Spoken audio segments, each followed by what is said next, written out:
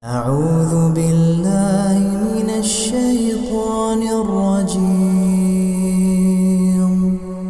بسم الله الرحمن الرحيم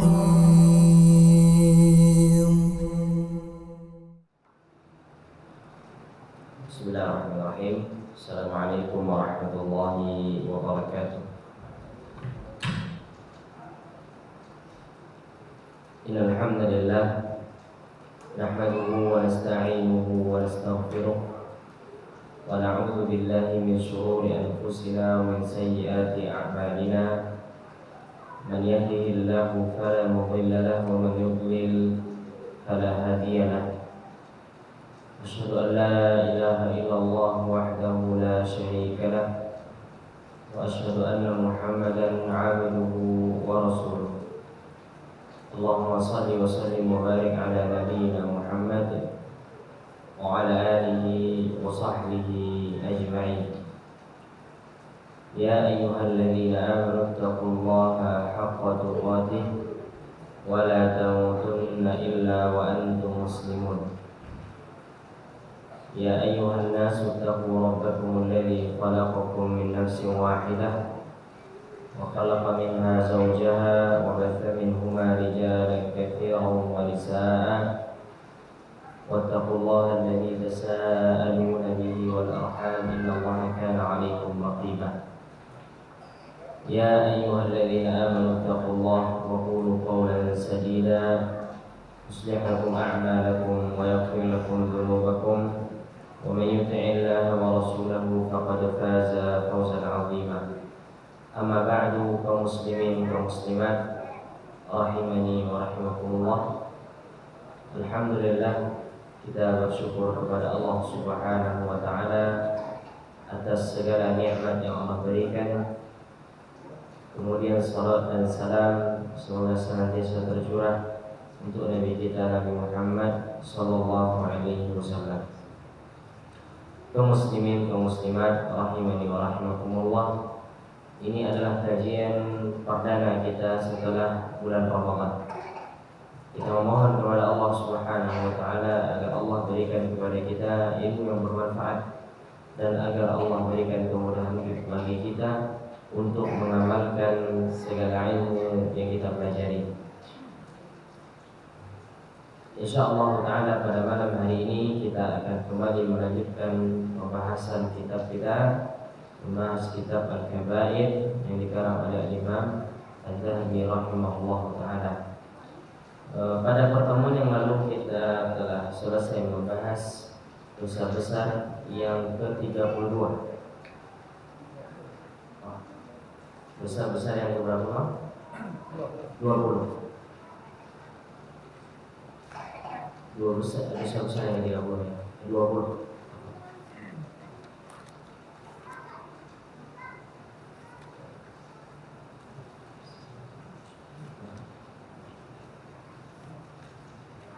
Ulun sudah ya, sudah kita bahas. Yang 20 sudah kita bahas. Baik.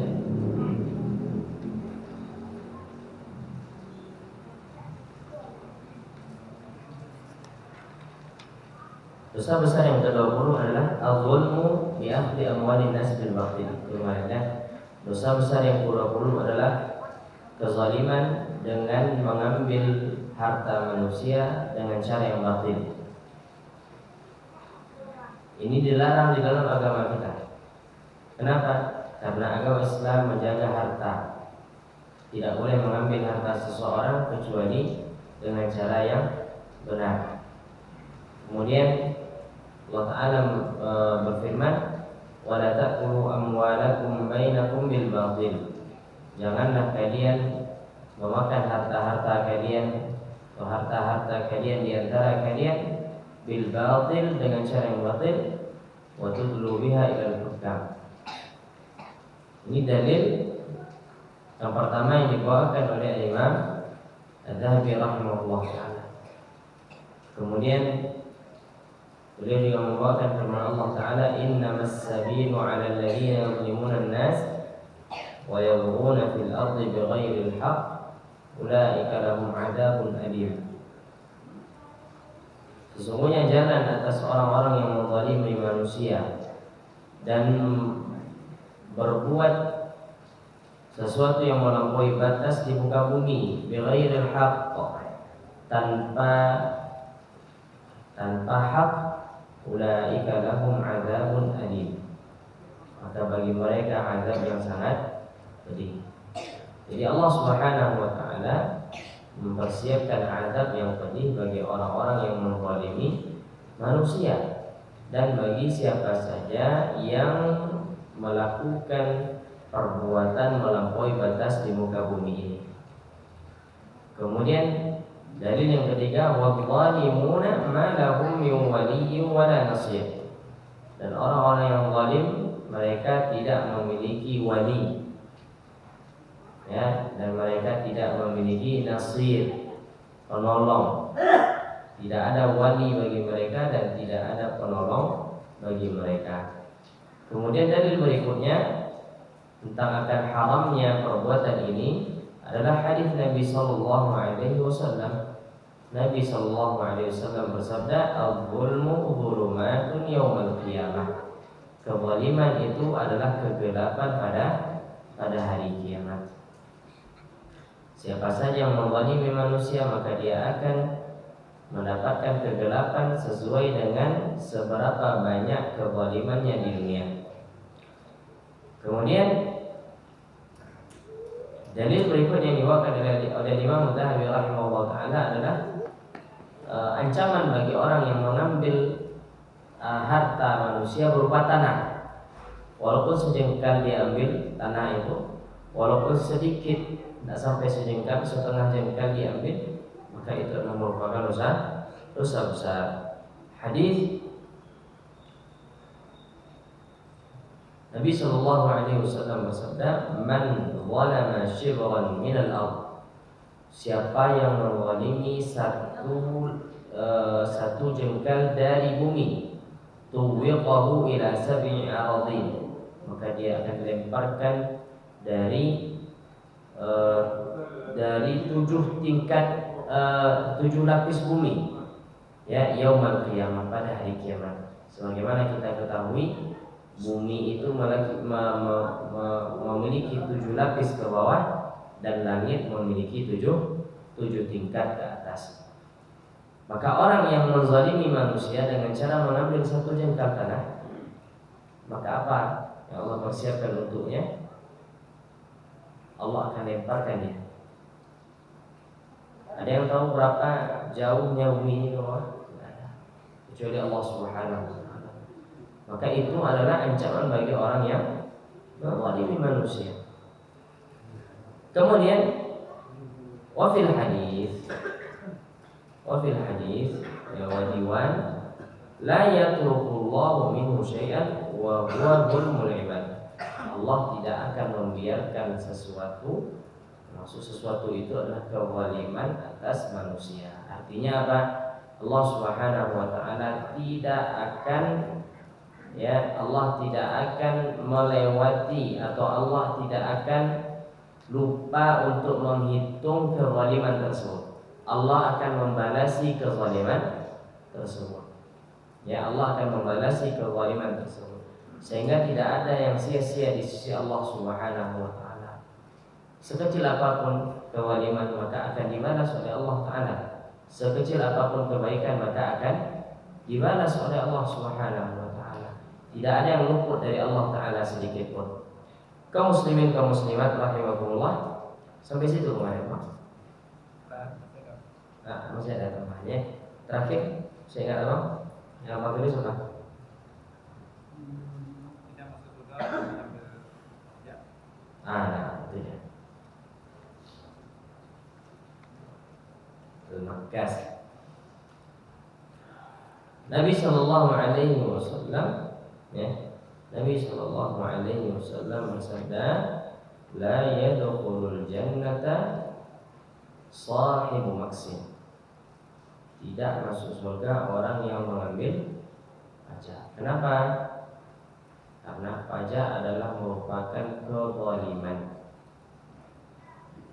Ya, merupakan kezaliman. Itu hukum dasar. Tapi ada kalanya pemerintah itu boleh mengambil pajak jikalau memang dibutuhkan. Ini diberikan komentar oleh Syekh Hasan, ya, Syekh Hasan Al-Salman, hafizahullah taala. Beliau mengatakan terjadi khilaf yang sangat kuat di kalangan ahli fikih, apakah boleh suatu negara mengambil pajak atas rakyatnya. Terjadi khilaf di kalangan para ulama fikih. Kebanyakan di antara para ulama, wa dhahaba ghairu wahidin, berpendapat sebagian para ulama dari kalangan muhaqqiqin ila jawazi dzalika bi syartil hajah. Bolehnya mengambil atau bolehnya menarik pajak dengan syarat itu adalah sesuatu yang dibutuhkan.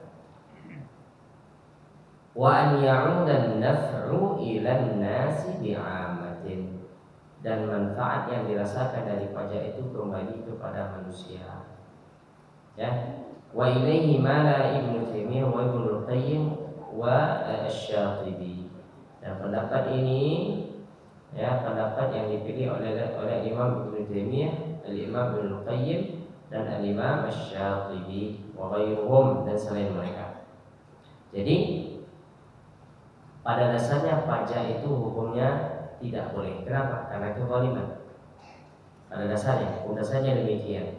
Kalau seandainya negara tidak membutuhkan, atau tidak membutuhkan pajak, dalam artian apa? Negara itu negara yang makmur, negara yang makmur, maka dia tidak butuh kepada pajak, namun dia tarik juga pajak, itu adalah suatu kezaliman. Namun jikalau negara itu memang negara miskin, tidak ada penghasilan, kemudian negara tersebut menentukan atau menarik pajak dari rakyatnya, maka sebagian para ulama memperbolehkan. Di antara yang memperbolehkan adalah Al-Imam Ibnu Taimiyah rahimahullah taala. Beliau memberikan syarat harus memang benar-benar dibutuhkan pajak itu. Memang benar-benar dibutuhkan, memang kebutuhan. Kemudian syarat yang lain, manfaat pajak itu juga harus dikembalikan kepada masyarakat, yaitu diperbolehkan. Kemudian kaum muslimin dan kaum muslimat rahimani wa rahimakumullah,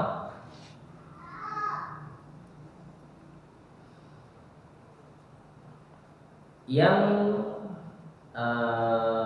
dosa besar yang ke-21. Dosa besar yang ke-21. Selesai kita dosa besar yang ke-20, yaitu mengambil harta manusia dengan cara yang zalim.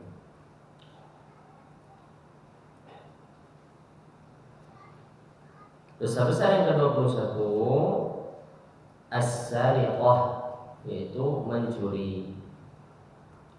Dosa besar yang ke-21 mencuri.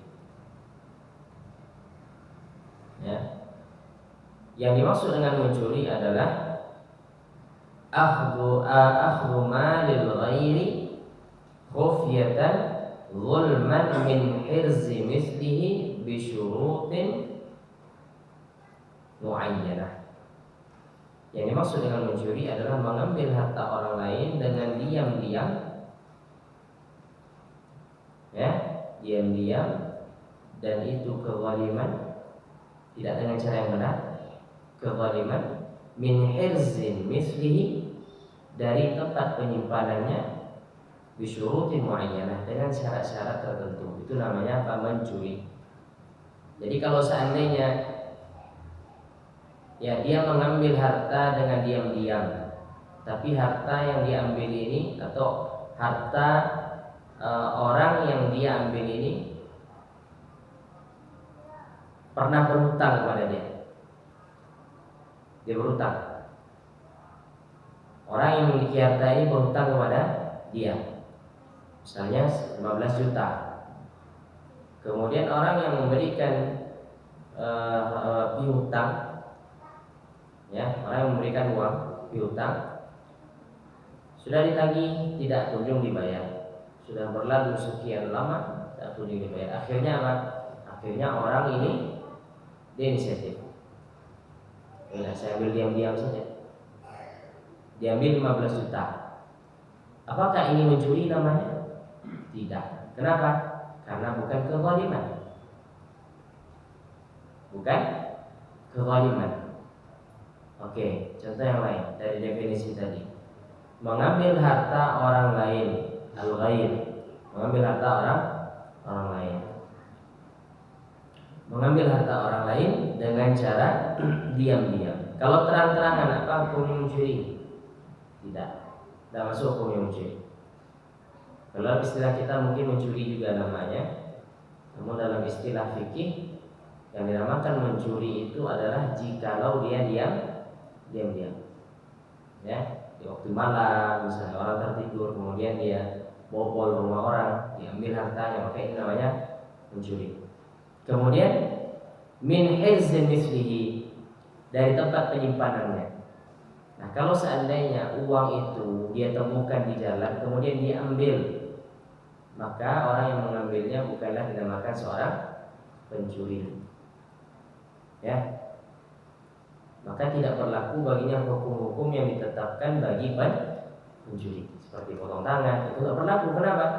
Karena ini syaratnya tadi. Mengambil harta orang lain khufyatan, diam-diam, sembunyi-sembunyi, zulman, sebagai bentuk kezaliman, dari tempat penyimpanannya. Dari tempat penyimpanan. Baik, bagaimana yang menyerahkan kepada Allah Subhanahu wa taala?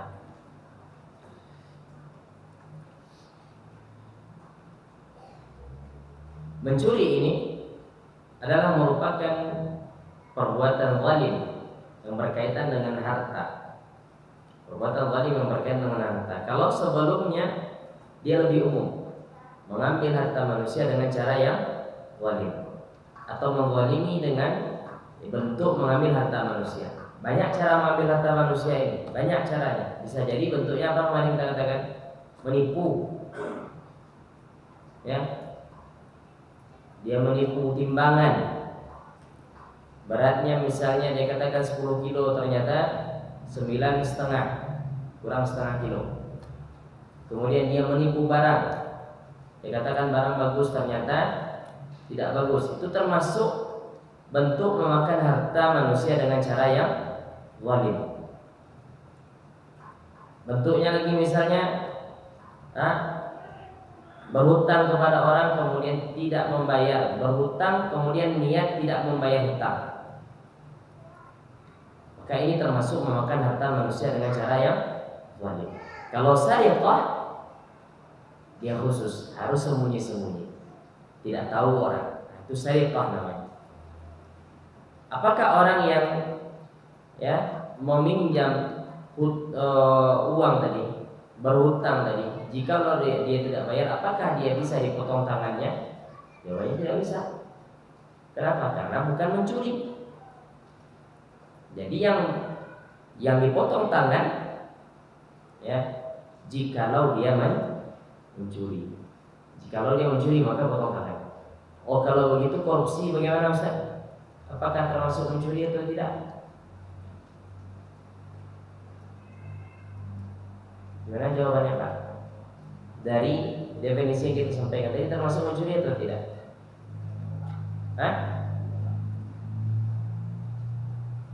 Mencuri.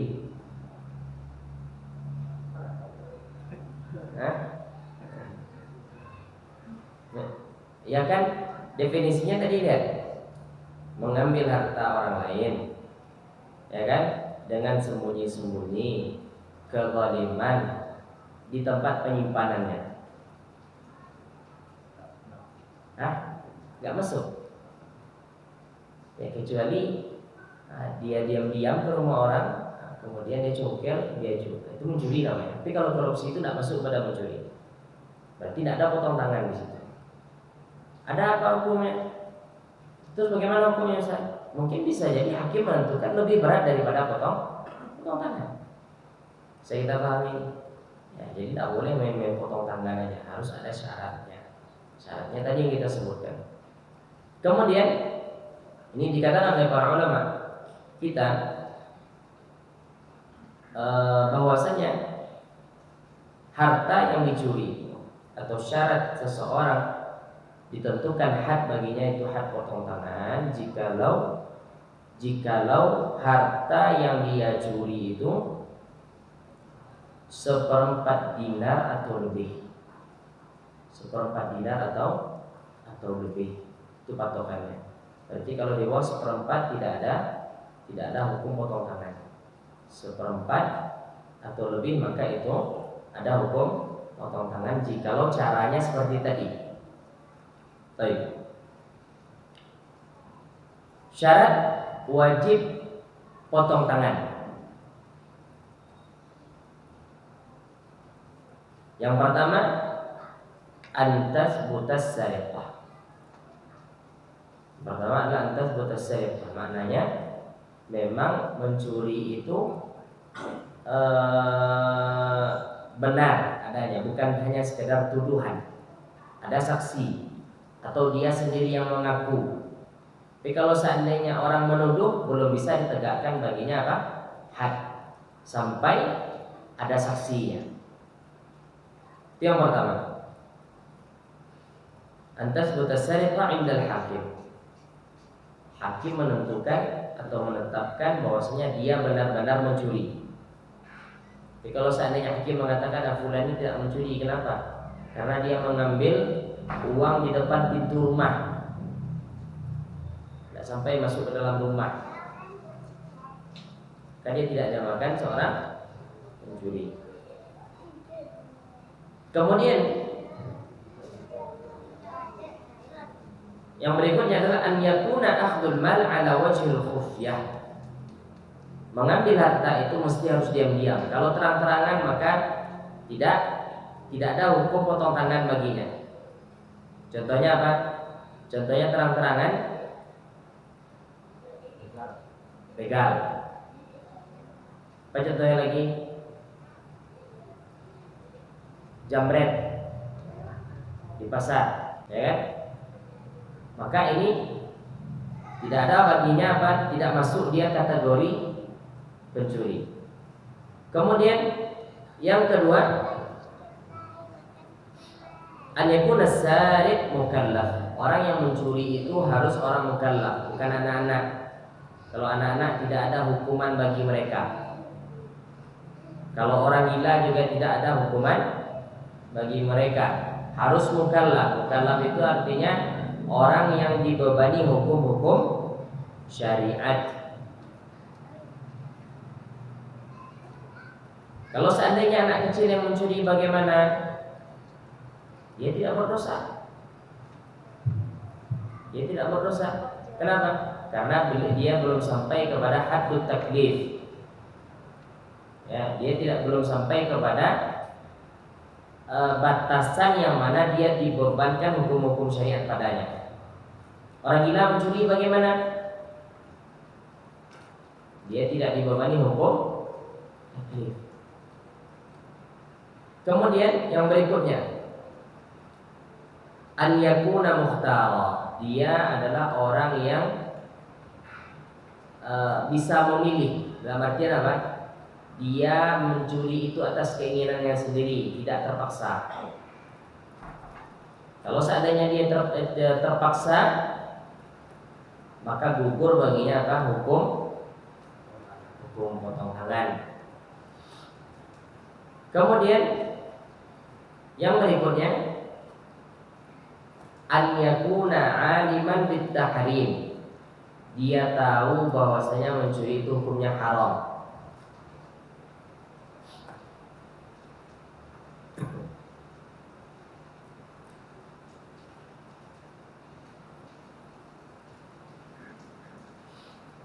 Kemudian yang berikutnya, an yakuna al-masruq harta yang dicuri itu ya terletak pada tempat penyimpanannya. Harta yang dicuri itu terletak pada tempat penyimpanannya.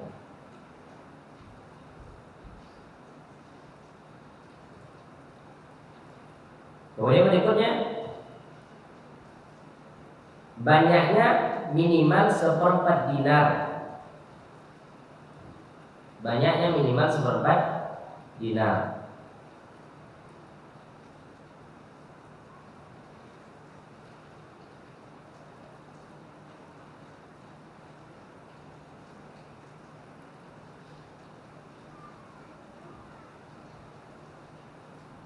Kemudian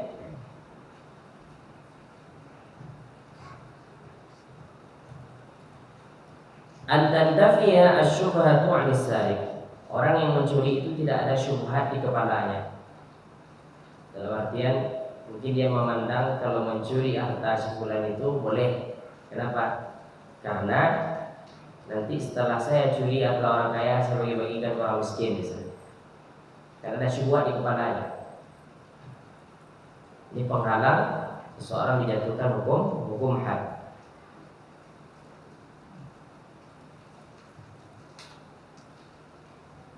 Kemudian yang berikutnya an yutalibal masruq minhu bimalihi.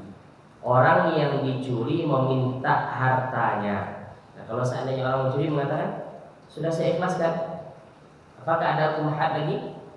Tidak ada.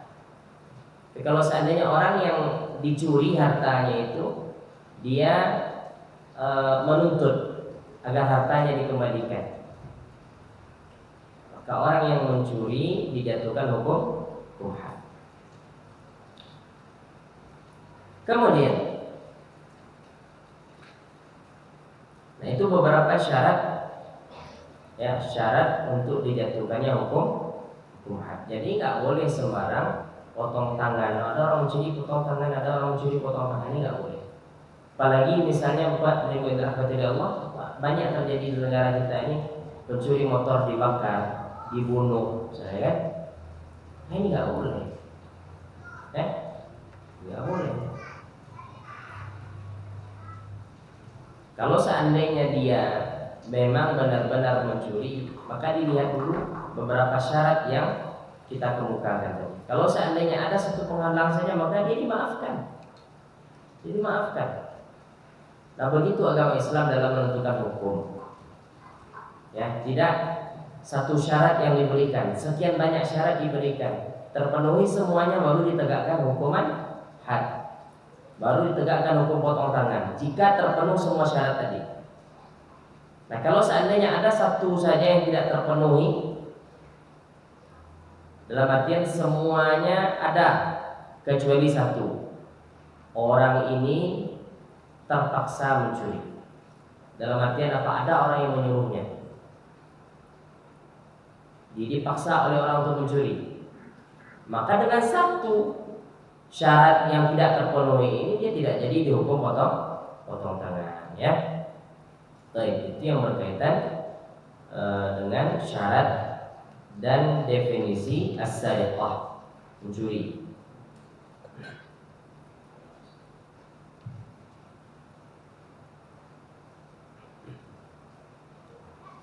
Allah Subhanahu wa taala berfirman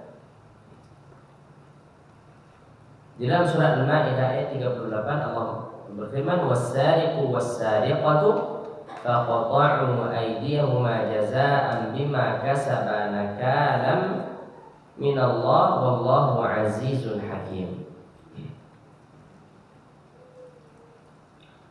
Allah Ta'ala berfirman,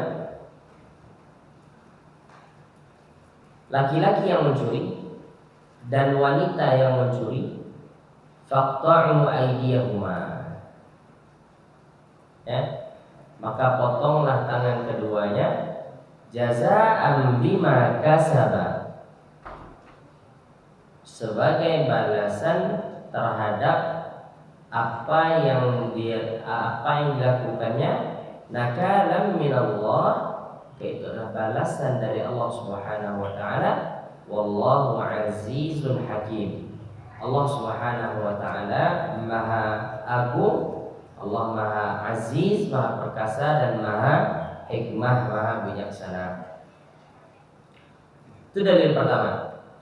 Jadi yang memerintahkan untuk memotong tangan pencuri itu siapa?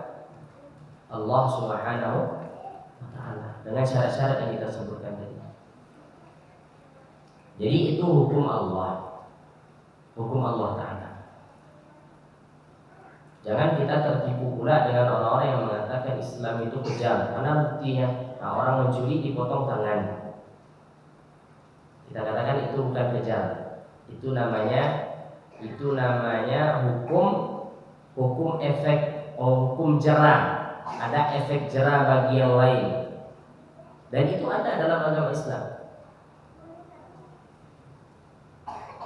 Dalam agama Islam, Bapak yang dirahmati Allah Subhanahu wa taala, boleh membunuh satu orang untuk menyelamatkan sekian banyak orang, itu boleh. Orang yang membunuh maka hukumannya dibunuh, ya kan? Membunuh hukumannya dibunuh. Islam menghalalkan untuk membunuh orang ini untuk apa? Untuk menyelamatkan sekian banyak nyawa lagi, agar manusia ini berpikir untuk membunuh. Kalau saya membunuh maka saya dibunuh. Sama juga dengan ini. Pada hakikatnya Islam tidak mau adanya potong tangan. Tapi Islam melazimkan supaya apa? Supaya ada efek jera bagi orang yang berniat mencuri, agar dia tidak mencuri, agar dia tidak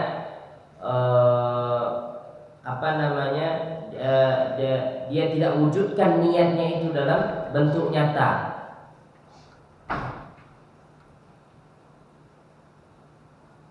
Maka tentu Allah Subhanahu wa taala ketika menetapkan suatu hukum mesti dengan hikmah. Sekarang lihat apa yang terjadi. Ya, ketika pencuri masuk penjara, apakah keluar dari penjara tidak mencuri lagi? Mencuri dapat ilmu baru. Ya, saling berbagi ilmu, saling mulazamah. Duduk sama-sama pencuri, ya, saling bertukar ilmu malah. Keluar dari penjara dapat metode baru. Seperti itu yang terjadi. Ya. Maka apakah berhasil? Tidak berhasil. Coba kalau seandainya orang yang mencuri terpenuhi seluruh syaratnya, dipotong tangannya, besok orang akan berpikir untuk mencuri. Kalau ada orang yang berniat, kemudian dia ingat kemarin fulan dipotong tangannya, dan niat dipotong tangannya. Akhirnya apa? Dia mengundurkan niatnya, tidak jadi. Maka begitulah Allah Subhanahu wa taala menetapkan hukum. Maha sempurna hukum Allah ini, tidak ada yang cacat, ya, tidak ada yang kurang. Justru hukum yang dibuat oleh manusia, Bapak yang dirahmati Allah, itu adalah hukum yang tidak sempurna. Tidak sempurna. Terus bagaimana cara mengatasi berbagai macam kriminal? Caranya kembali kepada hukum Islam. Orang mencuri dipotong, orang berzina diapakan? Dirajam. Kalau dia belum nikah dicambuk 100 kali, diasingkan setahun. Kalau dia sudah menikah maka dirajam sampai mati. Kira-kira masih ada yang mau berzina? Pikir 1000 kali berpikir. Orang membunuh, orang mengurangi timbangan, orang minum khamar, orang berjudi, itu semuanya ada had dalam agama Islam. Ada had dalam agama Islam. Maka orang akan berpikir untuk melakukan tindakan kriminal. Kenapa? Karena nanti dia akan dihukum, dan dihukum itu tidak boleh ya dikurung di kamar kemudian dicambuk, tidak boleh, harus disaksikan oleh orang banyak. Disaksikan oleh orang banyak. Maka kita harus yakini apa? Tidak ada sebuah hukum yang lebih baik daripada hukum Allah. Ketika Allah memerintahkan was-sariqu was-sariqatu faqta'u aydiyahuma, maka itu adalah terbaik. Laki-laki yang mencuri, wanita yang mencuri, maka potong tangan keduanya. Maka itu solusi terbaik dari apa? Pencegahan terhadap ya pencurian. Itu yang terbaik. Kemudian dalil yang berikutnya, Nabi SAW bersabda, la'anallahu as-sariqa yasriqul habla fatuqta'u yaduhu. Nabi mengatakan, dilaknat orang yang mencuri. Yang dia curi adalah tali, maka dengan sebab itu dipotong tangannya.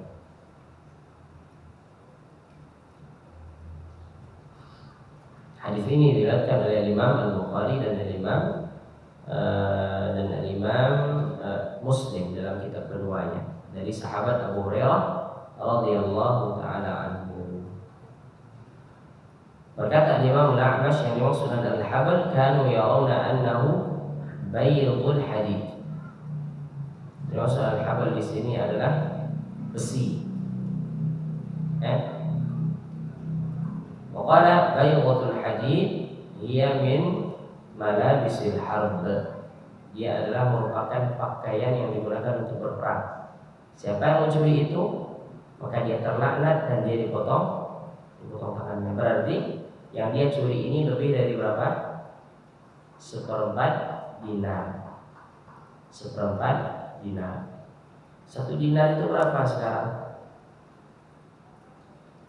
1 dinar itu kalau digramkan 4,25 gram emas. 4,25 berarti 1/4 dari itu 1, berapa? 1 lebih ya. Kalau seandainya 1 gram emas harganya sekarang sampai 900, sampai yang sekitar 900, dia mencuri uang 900, maka telah jatuh padanya potong tangan. Baik. Wa qala sallallahu alaihi wasallam, Nabi SAW bersabda, "Lau anna Fatimah binta Muhammadin saraqat laqata'tu yadaha," kata Nabi. Hadis ini hadis sahih diriwayatkan oleh Imam Al-Bukhari ya. Dan dari Imam Muslim dari Aisyah radhiyallahu taala anha. Nabi SAW bersabda, kalau Fatimah anak perempuan Muhammad mencuri, maka aku yang memotong tangannya. Fatimah siapa? Putri Nabi. Nabi mengatakan apa? Walaupun Fatimah yang mencuri, aku tetap potong tangannya. Ini adilnya Nabi Sallallahu Alaihi Wasallam.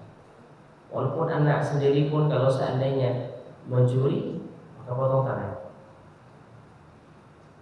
Tidak boleh apa? Tidak boleh ada rasa kasihan terhadap orang-orang seperti ini. Sehingga Pak Ibu biasalah maafkan saya. Tidak ada. Ini hukum Allah Subhanahu wa Ta'ala.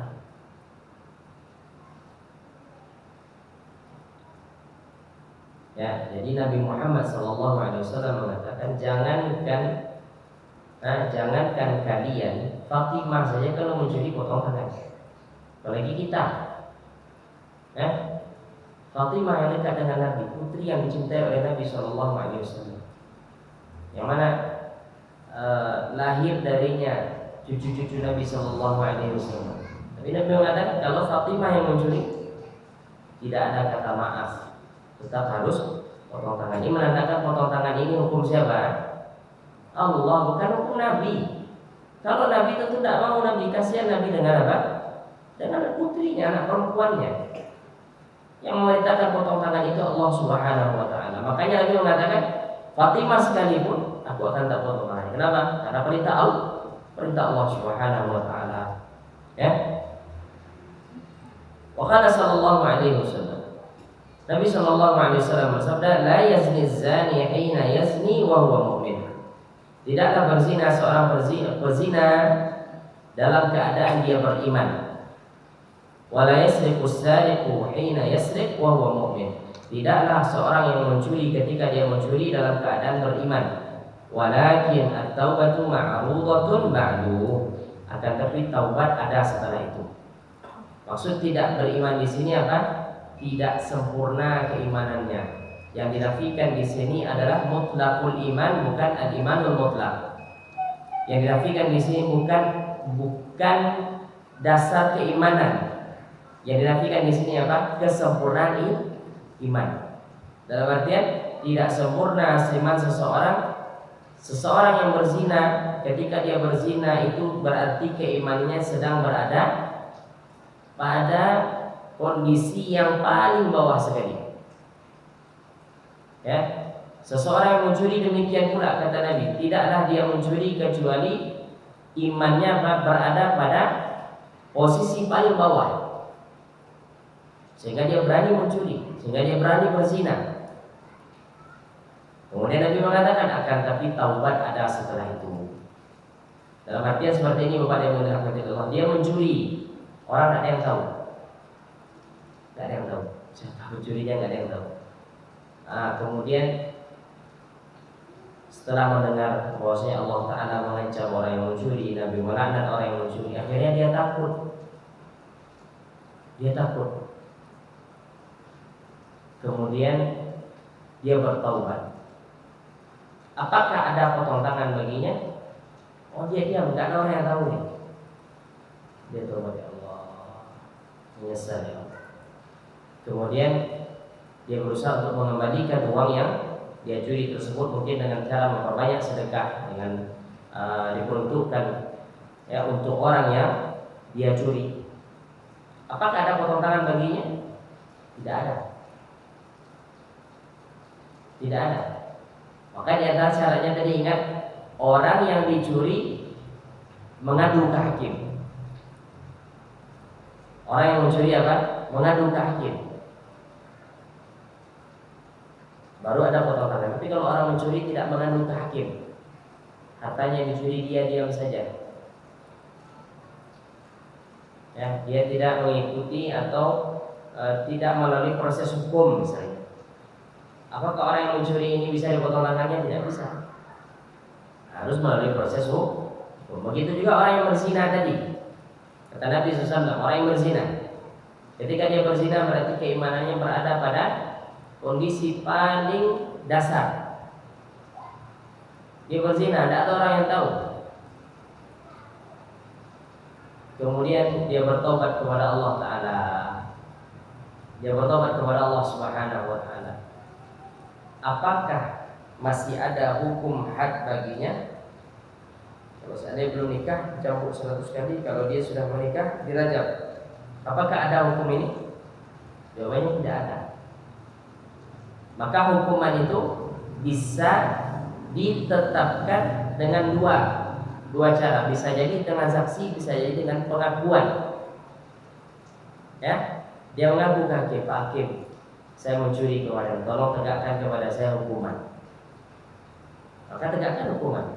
Sebagaimana wanita yang datang kepada Nabi SAW minta ditegakkan hukum rajam karena dia berzina.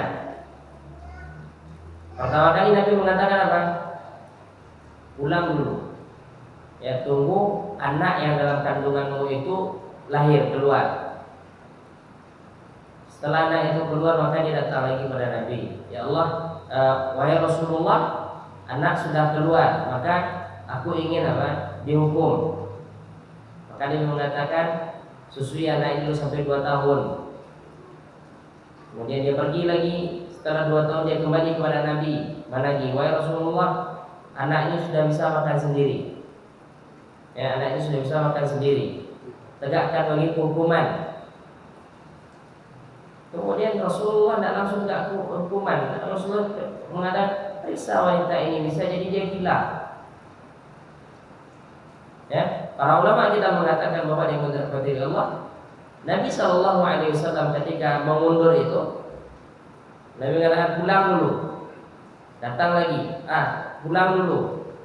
Tujuan Nabi apa? Kata para ulama kita, tujuan Nabi SAW agar sudah dia bertaubat kepada Allah Ta'ala, antara dirinya dengan Allah Ta'ala selesai. Ya, tidak perlu sebenarnya dihukum apa? Dihukum rajam. Makanya Nabi, ya udah, Nabi mengatakan tunggu sampai lahiran.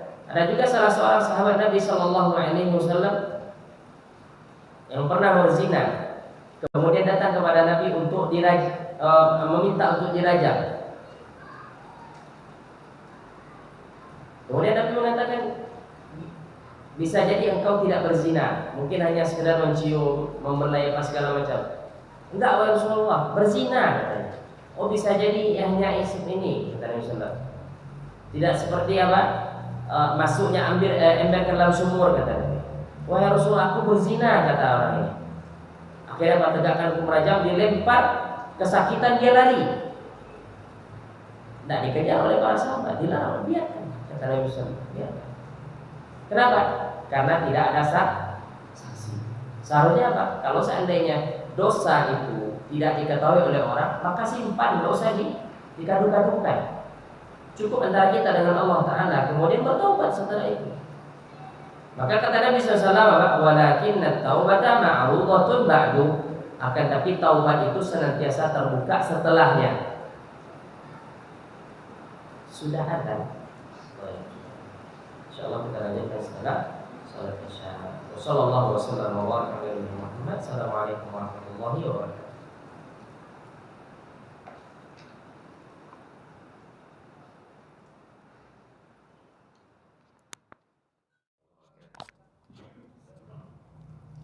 Alhamdulillah wassalatu wassalamu ala Rasulillah wa ala alihi wa ashabihi wa mawala. La haula wa la quwwata illa billah, amma ba'd. Kaum muslimin dan kaum muslimat rahimakumullah. Kembali kita lanjutkan pembahasan kita. Setelah itu insyaallah taala kita lanjutkan dengan bertanya jawab. Tadi Nabi Shallallahu Alaihi Wasallam, atau tadi kita membacakan sabda Nabi Shallallahu Alaihi Wasallam, la yazni zani hina yazni wa huwa mu'min. Tidaklah seorang yang berzina ketika dia berzina dalam keadaan bagus keimanan. Wala yasriqu as-sariqu hina yasriqu wa huwa mu'min. Tidaklah seorang pencuri yang mencuri melainkan dia berada tidak berada pada keimanan yang sempurna. Walakinna taubata ma'rudatun ba'du, akan tapi taubat senantiasa terbuka setelahnya. Hadis yang berikutnya dari Mansur, dari Hilal bin Yisaf, dari Salamah bin Qais, berkata, qala Rasulullah sallallahu alaihi wasallam, Rasulullah sallallahu alaihi wasallam bersabda, ala innama hunna arba'un, sesungguhnya dosa besar itu ada 4. Alla tusyriku billahi syai'a, ala inna hunna arba'un, sesungguhnya dia ada 4. Yang pertama adalah alla tusyriku billahi syai'a, agar kalian tidak menyekutukan Allah dengan sesuatu apapun. Yang kedua, wala taqtulun nafsal lati harramallahu illa bil haqq, dan agar kalian tidak membunuh jiwa yang telah Allah haramkan kecuali dengan kebenaran.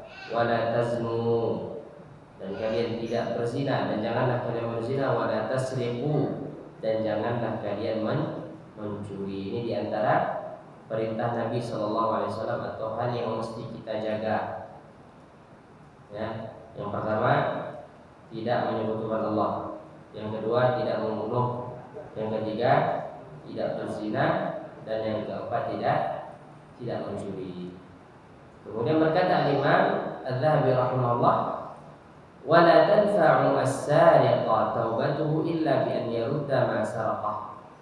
Seorang pencuri tidak bermanfaat taubatnya kecuali dengan mengembalikan curian tersebut, melainkan dengan mengembalikan apa yang dicurinya. Fa in kana muflisan fatahallala min sahibil mal. Kalau seandainya dia adalah orang yang muflis, orang yang tidak memiliki harta, maka hendaknya dia minta kehalalan dari sahibul mal, dari orang yang memiliki harta. Sebagaimana kita katakan tadi, kalau seandainya dia mencuri, kemudian setelah mencuri dia bertobat kepada Allah Ta'ala, apa yang harus dia lakukan? Kalau seandainya dia ada uang, maka dia ganti. Kalau seandainya dia tidak ada uang, maka dia minta agar harta yang dia curi itu dihalalkan oleh pemilik harta. Kalau belum demikian, maka belum sah taubatnya. Ya, maka berat memang sesuatu yang berkaitan dengan manusia itu berat, sulit. Ya, berat dan sulit. Kalau kaitannya dengan Allah, maka cukup kita beristighfar, cukup kita bertaubat, maka Allah Subhanahu wa taala ampuni dan sah taubat seseorang. Tapi kalau sudah kaitannya dengan manusia, ya, mengambil harta manusia, mencuri harta mereka, tidak sah taubat kecuali atau tidaklah sah taubat seseorang sampai dia mengembalikan harta yang dicurinya. Ya, jadi berat. Kira-kira orang yang korupsi itu bagaimana? Gimana cara taubatnya? Bukan harta rakyat lagi, harta negara dimakan. Nah, gimana cara taubatnya? Harus dikembalikan seluruh harta yang dia ambil. Kalau seandainya tidak demikian atau belum demikian, maka taubatnya belum sah. Taubatnya belum sah.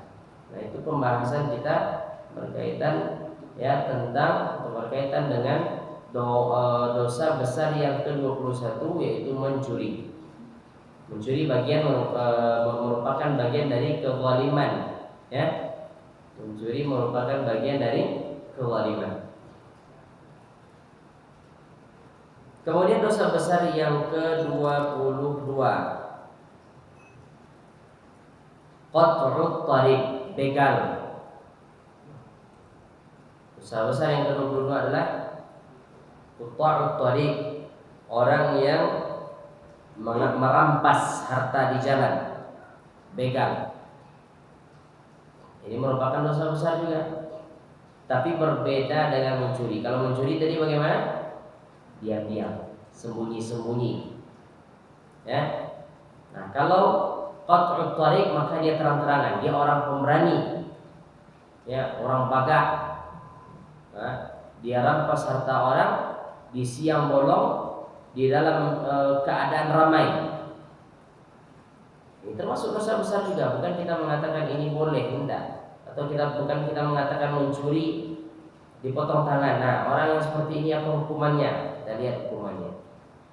Ternyata lebih dahsyat dibandingkan mencuri. Kalau mencuri hanya potong tangan. Kalau ini disalib, digantung dia, ya, di batang kerambian, digantung batang kerambian, kemudian diapakan? Dipotong tangan dan kakinya secara berbeda. Kalau tangan kiri, maka kaki kanan. Mana? Pilih yang mana? Mencuri atau begal? Enggak, dua-duanya. Jangan pilih-pilih. Ya. Allah Subhanahu wa taala berfirman dalam surat Al-Maidah ayat ke-33, "Innama jazaa'ul ladzina yuharibuna Allah wa rasulah."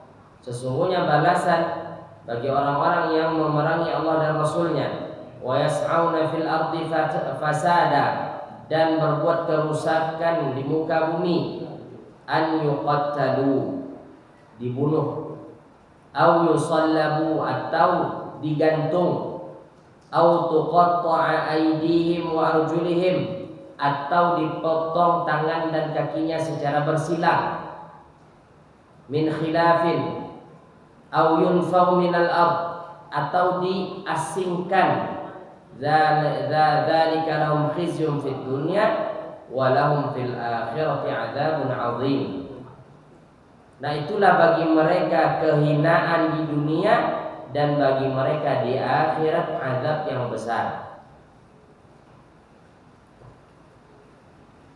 Jadi pada ayat yang mulia ini Allah Subhanahu wa taala memberikan beberapa ganjaran, pilihan. Yang pertama adalah dibunuh. Tergantung hakim nanti. Hakim memandangnya ini orang cocoknya diapakan, cocoknya hukumannya bagaimana, itu hakim nanti menentukan.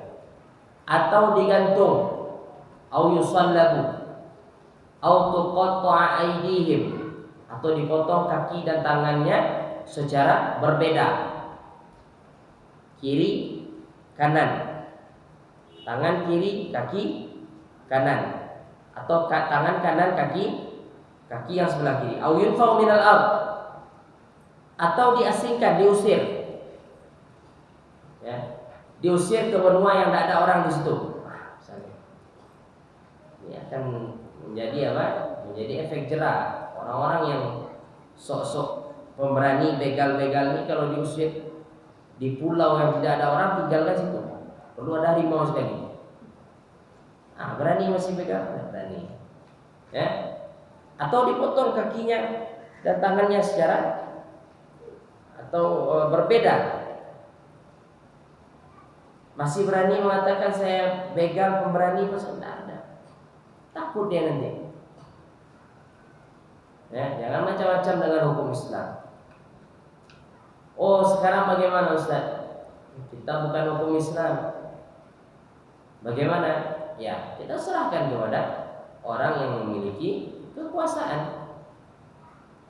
Kita serahkan kepada orang yang memiliki kekuasaan. Terus bagaimana Ustaz? Dia di akhirat dihukum. Dihukum pasti.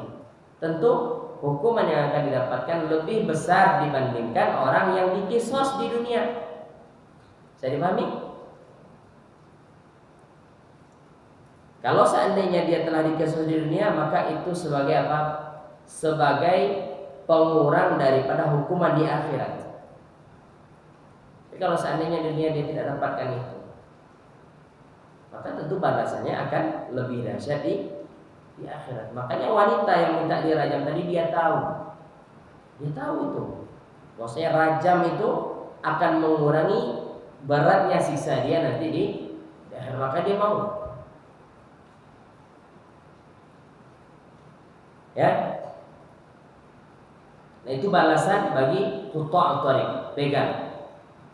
Kalau di zaman dahulu tentu di padang pasir. Ya, kalau di laut namanya bajak laut, pasir namanya bajak pasir. Kalau di sawah namanya ladang. Ya, bajak sawah, kabau. Ya. Baik. Nah, itu ada di zaman dahulu. Makanya apa? Syariat menetapkan hukum bagi mereka. Jadi begal itu bukan di zaman sekarang saja, di zaman dahulu sudah ada. Di zaman dahulu sudah ada. Bisa jadi apa? Dirampas hartanya, kemudian dihilangkan nyawanya. Dirampas hartanya, dihilangkan nyawanya. Ini dosa besar. Sudah mengambil harta orang dengan cara tidak benar, kemudian menumpahkan darah. Nah, berapa banyak dosanya itu? Berapa dosa besar yang dia kerjakan dalam sekaligus?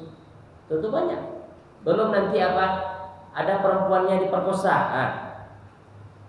Dosa besar lagi. Itu rata-rata demikian. Maka dikatakan oleh Imam Mudzahabi rahimahullah, famujarradu ikhafatihi as-sabila huwa murtakibun al-kabirah.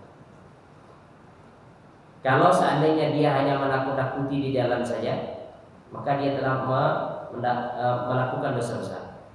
Dia tidak mengambil harta, dia tidak membunuh, dia tidak menghilangkan kehormatan, hanya sekedar menakut-nakuti orang saja, maka dengan itu dia telah terjerumus ke dalam dosa besar.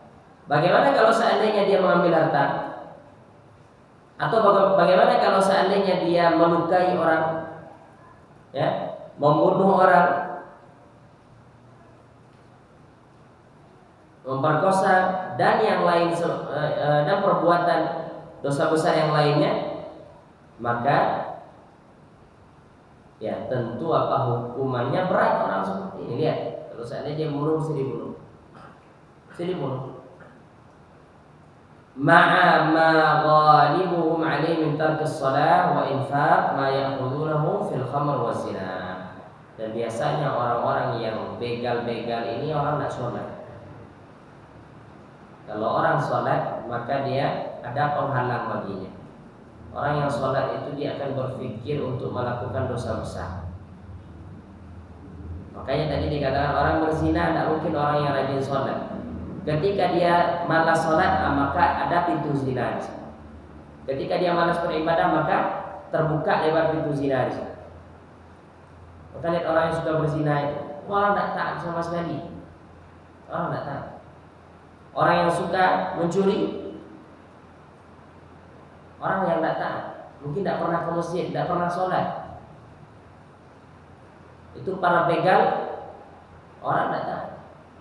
Ya kan tidak ada orang begal pakai jubah kemudian pakai peci, assalamualaikum, nah kan tidak ada.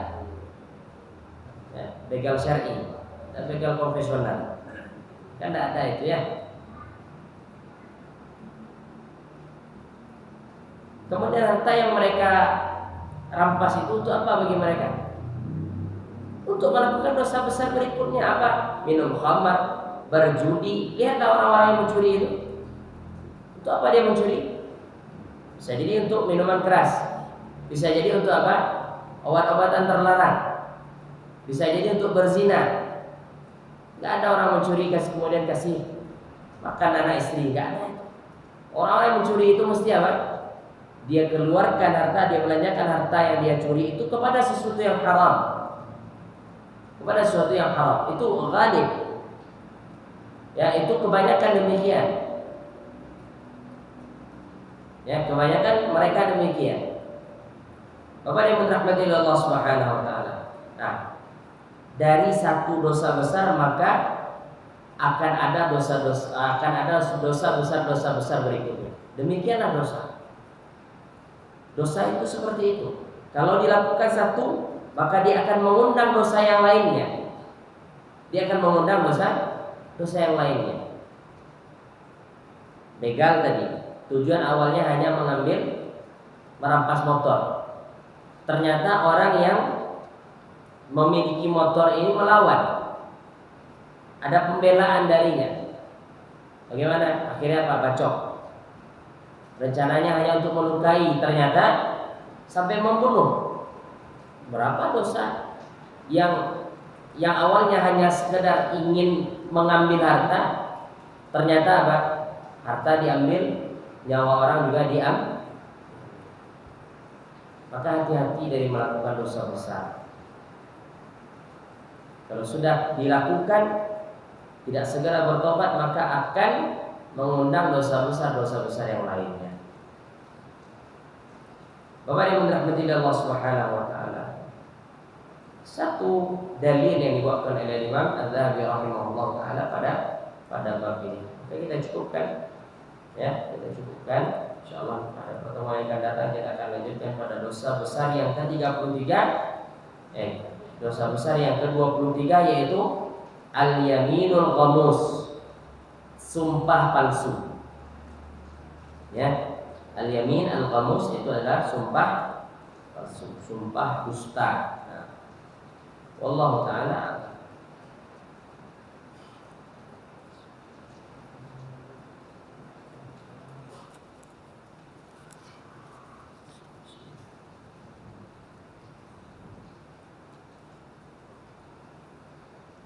Bismillah Ustaz, apakah ada hubungan hadirnya pemimpin yang zalim disebabkan oleh dosa kita seperti menganggap remeh riba, zina dan lain-lain?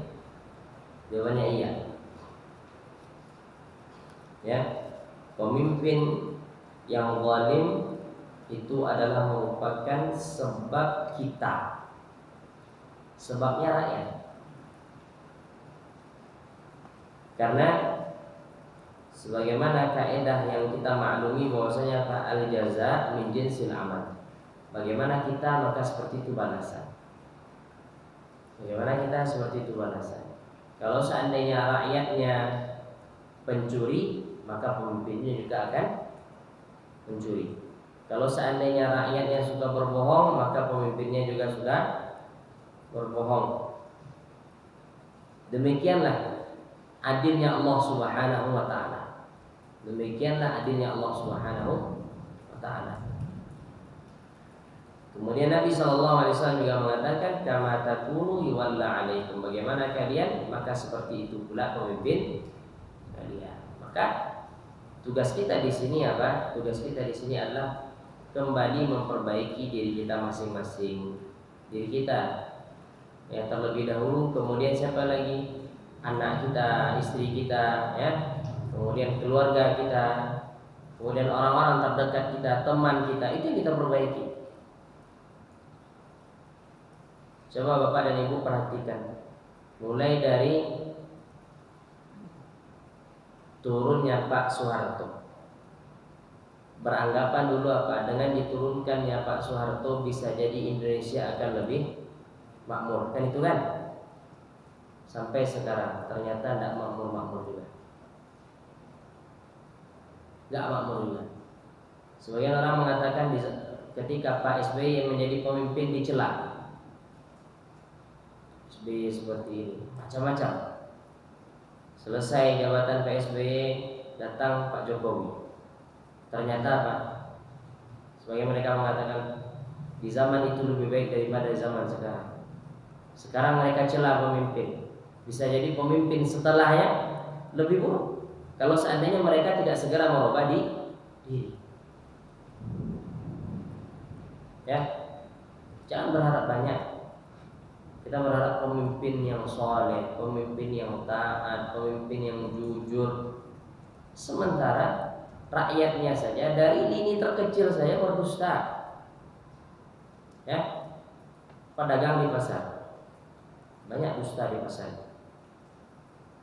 Ya, orang jual apapun di zaman kita ini, maka rata-rata manusia banyak dusta, banyak dusta. Kemudian kita mengatakan pemimpin kita ini suka apa namanya istilahnya? Suka apa? Kalau kerja foto apa namanya itu? Apa namanya Pak? Pencitraan. Rakyatnya juga seperti itu, ya kan? Rakyatnya seperti itu kan? Apa-apa foto, pajak, sama kan? Nah, itulah. Kita ini kadang-kadang ingin mimpi besar, tapi apa? Kita tidak pernah merubah diri kita. Dan kalau seandainya kita tidak segera berbenah, khawatir nanti datang pemimpin berikutnya justru lebih buruk. Seharusnya yang kita lakukan apa? Bersyukur dalam artian apa? Bagaimanapun pemimpin ya zalim, kalau seandainya kita menganggap pemimpin itu zalim, maka kita doakan. Kita tidak boleh mencela, kita tidak boleh memaki, atau lebih parahnya lagi kita tidak boleh melengsarkan revolusi apa segala itu, tidak boleh dalam syariat Islam. Ya, mengumpulkan massa untuk memberontak kepada pemerintah, untuk mencaci maki, maka itu tidak diperbolehkan. Tidak diperbolehkan. Soal sebagian orang mengatakan demokrasi ini kan bentuk daripada menasihati, itu kan? Demonstrasi.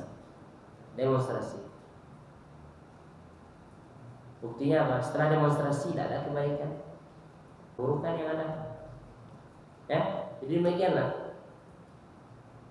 Wa kadzalika nuwalli ba'dadh dhalimina bima kanu yaksibun, kata Allah. Begitulah kami jadikan pemimpin yang zalim dengan sebab perbuatan mereka. Sebab apa? Perbuatan mereka. Wallahu taala. Makanya ketika Ali bin Abi Thalib radhiyallahu taala anhu ditanya oleh seorang Khawarij, "Wahai Ali, kenapa di zamanmu ini banyak masalah? Ya, kaum muslimin terpecah, banyak pertikaian." Apa kata Ali? Laki-laki ini berkata pada Ali, sementara zaman Abu Bakar dan Umar aman. Maka kata Ali, di zaman aku kacau, di zaman aku kacau, Ini rakyatnya seperti kalian, suka protes, ya suka mencela. Maka lahir pemimpin seperti aku kata. Sementara di zaman Abu Bakar dan Umar, kenapa tenang? Kenapa damai? Karena rakyatnya seperti aku kata Ali. Maknanya apa? Pemimpin jaminan daripada rakyat. Ya, Allah Ta'ala. Assalamualaikum. Apakah Indonesia mengambil pajak kezaliman atau ma'ruf? Apakah wajib membayar pajak? Bagaimana taubat dari gadai sawah berupa emas dan ketika menebus gadai adalah saudara kita? Apakah Indonesia mengambil pajak kezaliman atau ma'ruf? Dilihat betul nggak? Untuk jalan, Pak, berapa kebutuhannya untuk jalan? Nah, tentu kalau seandainya dengan kebutuhan itu memang realnya untuk jalan. Ternyata pajak itu bukan untuk jalan saja. Untuk gaji, ada untuk gaji, untuk ini, untuk ini. Nah, maka ini perlu kita timbang lagi ya. Para ulama mengatakan boleh itu dengan syarat yang ketat. Paham? Dengan syarat yang ketat. Tidak boleh, ini butuh, boleh. Ini butuh, boleh. Enggak demikian maknanya. Maksud dibutuh itu kalau tidak ada pajak, maka chaos negara itu. Ya kan? Sekarang banyak orang tidak bayar pajak. Benar nggak? Banyak orang-orang kaya itu banyak yang tidak membayar pajak. Perusahaan-perusahaan besar banyak yang tidak bayar pajak. Buktinya negara tidak chaos. Ini perlu kita timbang lagi ya. Allah Ta'ala alam. Apakah wajib membayar pajak? Bagaimana taubat dari gadai sawah berupa emas dan ketika menembus gadai adalah saudara kita? Ya, taubatnya ya bertobat kepada Allah Ta'ala, tidak mengulangi lagi. Kemudian apa? Kemudian berubah akad tersebut. Kalau seandainya dulu akadnya gadai, nah, maka segera tebus atau segera ambil sawah itu, kemudian katakan kepada orang yang memberikan pinjaman, nanti saya akan cicil sawah biar saya buat. Nah, itu solusinya ya, itu solusinya. Allah Ta'ala gadai sawah ya.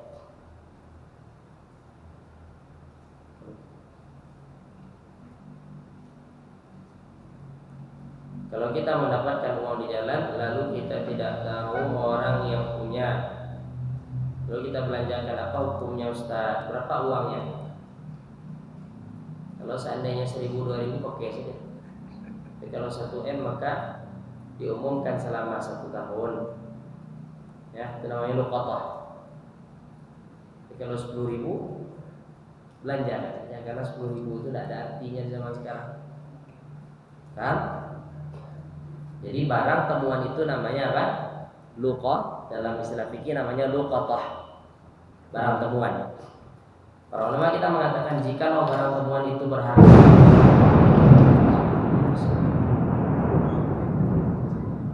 jikalau barang temuan itu berharga, maka harus diumumkan selama berapa? Selama 1 tahun.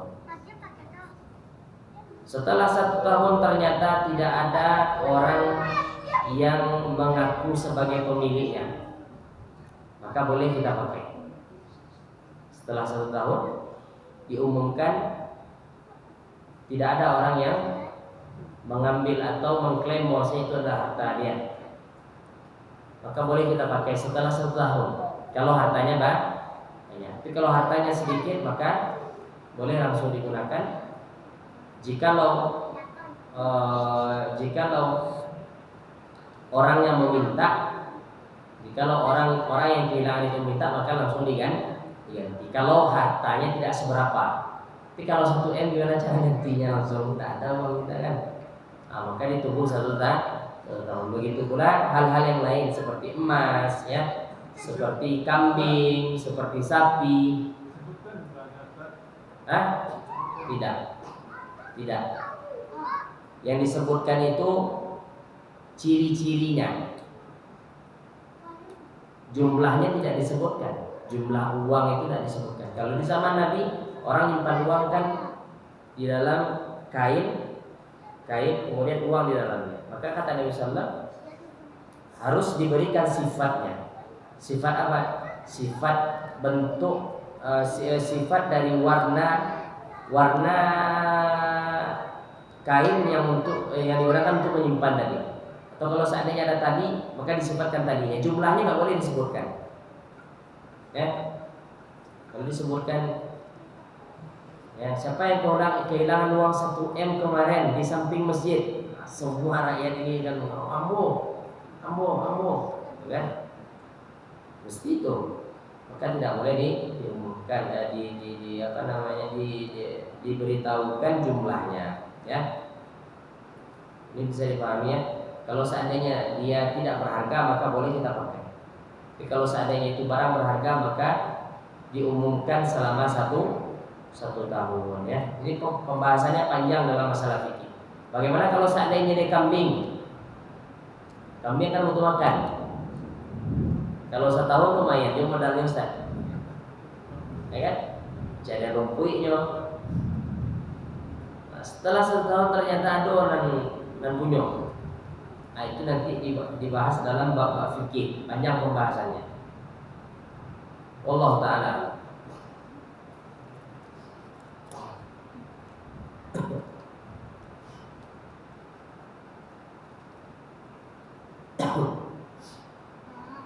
Assalamualaikum Ustaz, bagaimana tentang para pemegang kebijakan di negara kita ini yang tidak merujuk aturan hukum kepada ketentuan hukum yang telah ditentukan oleh agama kita? Ya, belum semuanya, sebagiannya mungkin sudah, ya, sudah diatur sudah diatur oleh negara kita. Tapi yang berkaitan dengan hukum perdata atau hukum kriminal memang itu belum diterapkan. Dan kita berdoa semoga nanti Allah berikan taufik, ya, kepada para pemimpin kita untuk menerapkannya. Karena ini adalah solusi dari segala permasalahan yang terjadi, ya. Solusi dari segala penyimpangan, solusi dari segala kriminalitas yang terjadi. Wallahu ta'ala. Tapi kalau datang pula pemimpin yang langsung menerapkan ini, rakyat jangan kaget nanti. Ya, awak belum datang. Datang pemimpin yang benar-benar menerapkan syariat Islam. Awak ada tak kaji itu? Banyak orang stres sudah. Tidak sholat ke masjid dicambuk. Nah, mungkin tidak cukup masjid Raya Bukit Sile ini, harus dibebaskan lahan lagi. Ya, tapi kan segala sesuatu itu butuh proses. Orang kalau seandainya langsung di sentaan seperti itu, kaget dia dan mungkin bisa mati dia. Butuh proses. Allah Ta'ala alam.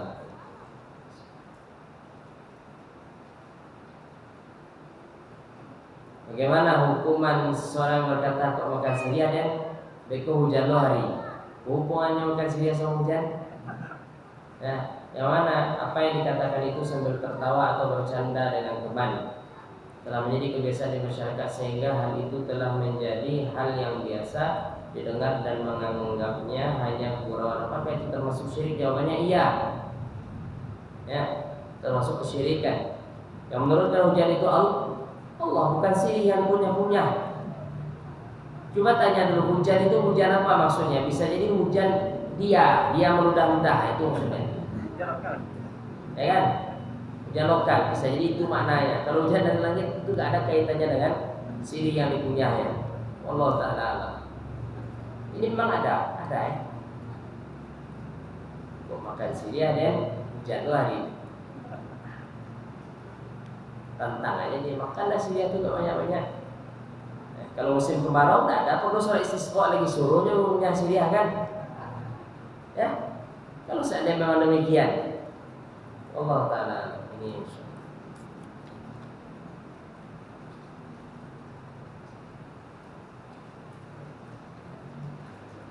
Ustaz, bagaimana batasan potong tangan bagi pencuri dan begal? Apa dipotong semua tangan dan kakinya atau bagian anggota tangan dan kakinya saja? Yang dipotong itu bagian ini ya.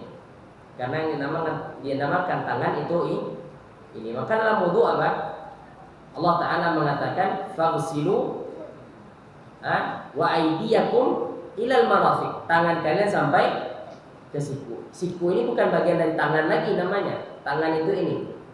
Maka Allah jelaskan sampai siku. Ya. Karena kalau seandainya dikatakan faghsilu aydiyakum, maka orang akan menganggap tangan itu ini. Sebagaimana hadis tentang tayammum. Para sahabat mengatakan bahwasanya Nabi SAW bertayammum, Nabi usap wajahnya satu kali dan tangannya satu kali. Tidak ada dikatakan sampai siku. Maka maknanya apa? Ini yang diusap Nabi. Tapi kalau wudu Allah mengatakan apa? Wa aydiyakum ilal marafiq. Maka pada dasarnya tangan itu ini. Jari jemari sampai pergelangan itu yang namakan tangan. Ya, itu yang dipotong. Jangan orang mencuri bahu sampai bahu-bahunya dipotong. Nah, itu enggak boleh. Ya. Wallahu taala.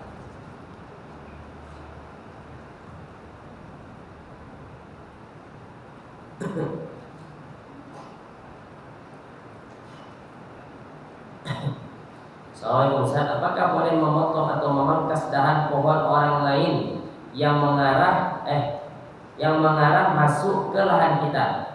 Kalau pohon itu berbuah,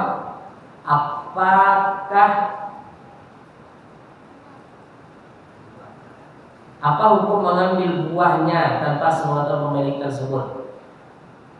Jadi, Bapak yang dirahmati Allah Subhanahu wa taala, jikalau pohon ya akarnya atau batangnya tumbuh di tempat kita, kemudian dahannya sampai ke orang lain, maka orang lain itu berhak terhadap buah yang ada pada dahan tersebut. Sebagaimana dia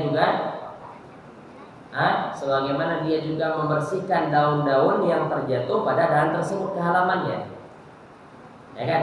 Itu maha adilnya syariat kita. Kalau seandainya tidak mau berbagi dengan orang, maka potong dahan itu. Jangan mengokiri halaman orang lain dengan dahan pohon yang kita tanam. Itu ada hadisnya. Ya. Di kitab Bulughul Maram itu ada. Ya, bagaimana Nabi Shallallahu Alaihi Wasallam mengatakan bahwasanya bagi pohon yang menjulang ke rumah orang lain, maka dia berhak terhadap sampah daunannya dan buahnya. Dia berhak apa? Buahnya dia berhak mengambil. Sebagaimana daunnya pun dia jatuh ke halamannya dan dia yang membersihkan. Wallahu taala alam. Kalau dikasih umum berarti punya umum.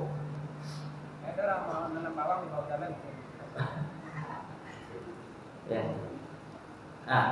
Kalau dia menanam bawang di bahu jalan, maka bawang yang dia hasilkan atau yang dia tanam itu adalah bawang yang halal. Kenapa? Karena itu bukan tanah dia. Ya. Masa jalan menanam bawang di pematang misalnya. Mana orang mau lewat lagi? Pematang itu dibuat untuk apa? Untuk orang lalu. Ini sudah pematangnya ditanam jagung, tanam lado. Ya wallahu taala alam. Itu kan bukan tanah dia. Ya, tanah dia apa yang dia tanam. Pematang itu kan bukan tanah dia. Mungkin tanah dia dahulunya cuman sudah dia hibahkan. Ya, sudah dihibahkan menjadi apa? Ini untuk lalu orang. Ya.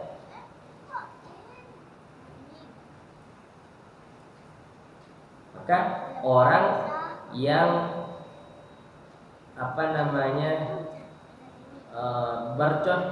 bertanam, dia menanam sesuatu di tanah yang bukan milik dia, kemudian diambil hasilnya, maka itu tidak boleh. Haram hasilnya itu. Ya, haram hasilnya tidak boleh. Sama juga misalnya orang berjualan di tempat yang dilarang berjualan. Pedagang kaki lima dilarang berjualan di trotoar, berjualan juga di trotoar, maka hasil dari dagang itu bukan hasil yang halal. Ya, Allah taala.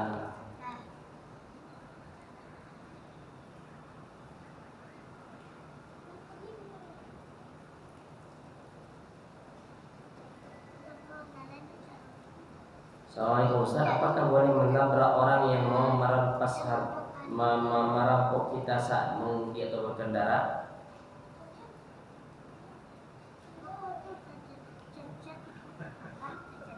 Ini yakin nih orang ini akan merampok kita, atau dia hanya ikuti kita saja? Hah? Hah? Hah? Ya, kalau memang seperti ini keadaannya maka pada dasarnya boleh. Karena kata Nabi Shallallahu Alaihi Wasallam, orang yang syahid itu diantaranya adalah orang yang membela hartanya. Ada orang yang syahid itu adalah orang yang membela jiwanya, nyawanya. Itu boleh. Ya. Tapi ini hukumnya hukum pasti, dalam artian memang orang ini akan begal. Ya, jangan orang ini akan mengembalikan sesuatu yang tertinggal. Nah, kemudian kita tabrak dengan beranggapan pajak aku mau ikut dari tadi ini tak tiba-tiba kami nyambi apalah. Padahal mau mengembalikan uang kita. Ya. Jadi pada dasarnya boleh. Tujuannya apa? Tujuan untuk membela diri kita. Bagaimana sahabat bertanya, "Ya Rasulullah, bagaimana kalau seandainya aku terbunuh oleh orang yang akan mengambil hartaku?" Maka Nabi mengatakan, engkau di surga. Bagaimana kalau aku yang membunuh dia? Dia di neraka, kata Nabi SAW. Jadi boleh untuk membela diri kita.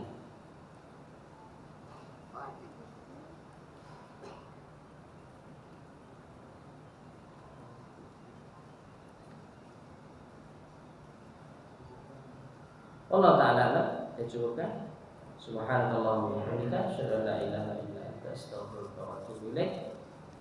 Mohon maaf atas segala kekurangan, kata-kata yang kurang berkenan. Assalamualaikum warahmatullahi wabarakatuh.